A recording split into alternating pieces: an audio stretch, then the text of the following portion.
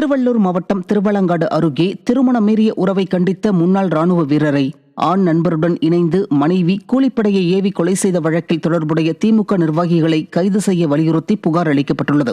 முத்துக்கொண்டாபுரம் கிராமத்தை சேர்ந்த முன்னாள் ராணுவ வீரர் வெங்கடேசன் இருசக்கர வாகனத்தில் சென்றபோது கடந்த பிப்ரவரி மாதம் 3ஆம் தேதி மர்ம நபர்களால் வெட்டி கொலை செய்யப்பட்டார். விசாரணையில் வெங்கடேஷின் மனைவி சந்தியா, அவரது ஆண் நண்பர் லோகேஷ் உள்ளிட்டோர் சிக்கினர். இந்த கொலை வழக்கில் திமுகவை சேர்ந்த ரமேஷ்காந்த் என்பவருக்கு தொடர்பு இருந்துள்ளது. அவரது சகோதரரும் திமுக எம்எல்ஏ விஜி ராஜேந்திரனின் உதவியாளருமான நேதாஜி என்பவர் சந்தியாவின் உறவினரோடு சேர்ந்து கொலையுண்ட வெங்கடேஷின் வீட்டில் 45 சவரன் நகை, 50 லட்சம் ரொக்கம் மற்றும் நிலப்பத்திரம் ஆகியவற்றை எடுத்துச் சென்றது தெரியவந்துள்ளது.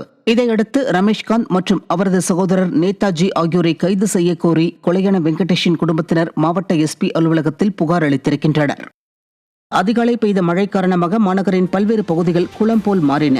சனிக்கிழமை அதிகாலை 2 மணி முதல் இடி மின்னலுடன் மழை பெய்தது.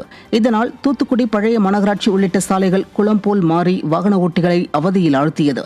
இதேபோன்று தூத்துக்குடி அரசு மருத்துவக் கல்லூரி மருத்துவமனையில் பல்வேறு பகுதிகளை மழைநீர் சூழ்ந்து அப்பகுதியே தெப்பக்குளம் போல் காணப்படுகிறது. இதனால் நோயாளிகள், பொதுமக்கள், மருத்துவ பணியாளர்கள் என அனைவரும் கடும் அவதிக்கு ஆளாகினர்.